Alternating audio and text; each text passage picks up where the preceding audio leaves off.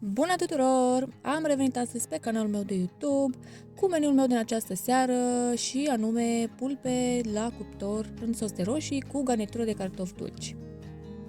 Și am început prin a adăuga sucul de roșii într-o tavă, am folosit din acela la conservă pe care l-am blenduit și am adăugat condimente după preferință, puțin delicat, sare, piper, usturoi granulat, puteți pune și proaspăt. Și având în vedere că sucul de roșii este puțin acru, am adăugat și puțin zahăr brun pentru a mai tăia din aciditate și pentru a da un gust mai bun.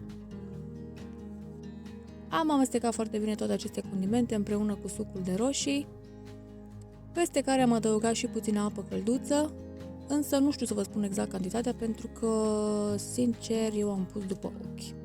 Depinde și de cât suc de roșii aveți, eu am folosit cam 800 de grame.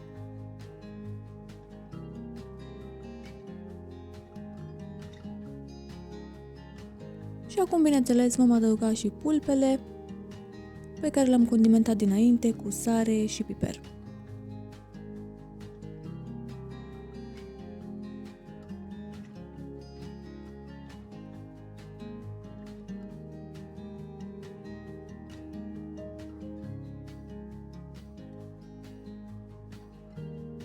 Adăugăm și puțin ulei de măsline.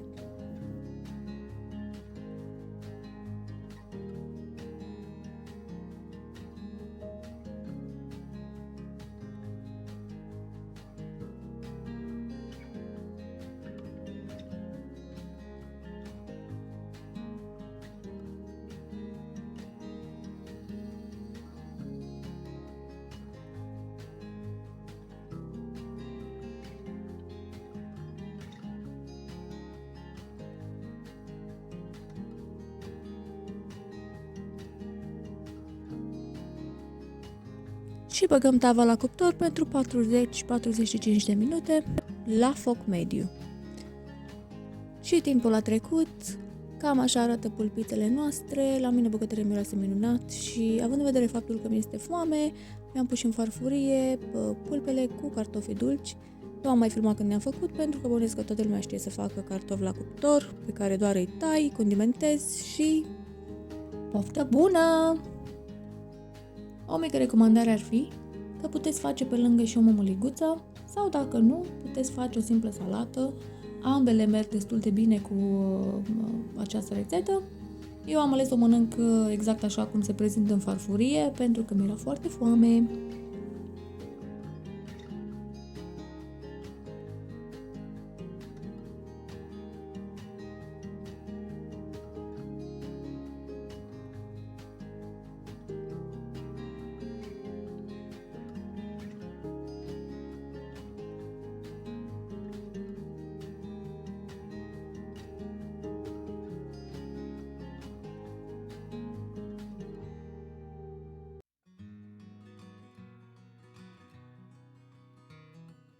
Am fost astăzi până la Aldi și m-am gândit să vă arăt și vouă ce cumpărături am făcut. Și începem cu aceste degețele de pui care sunt delicioase.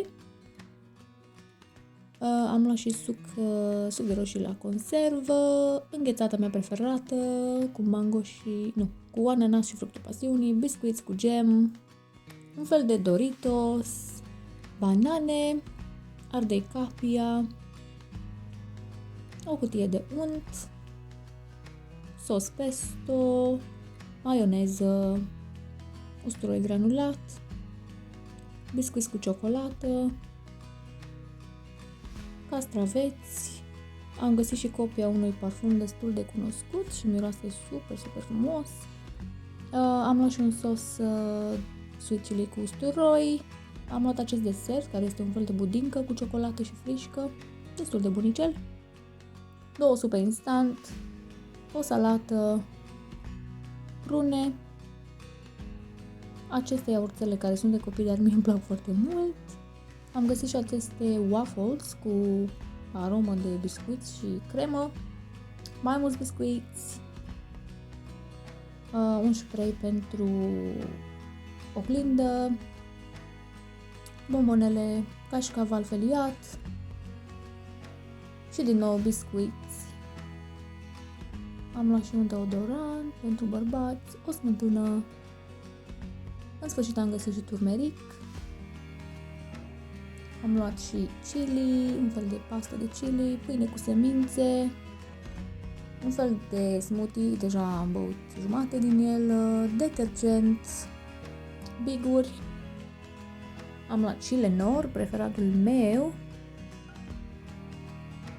un Head & Shoulders, un șampon, săpunuri, am luat și niște plasturi, că nu mai aveam, o cremă de mâini, un fairy, un spray pentru dormit, brânză grecească, castravete, calamar, ne cumpărăm calamar săptămânal, am luat Simply și cu sare și piper, mere, am găsit și croissante pe care le facem noi la cuptor, sunt foarte bune, porumb și brocoli. Ne vedem data viitoare, pa!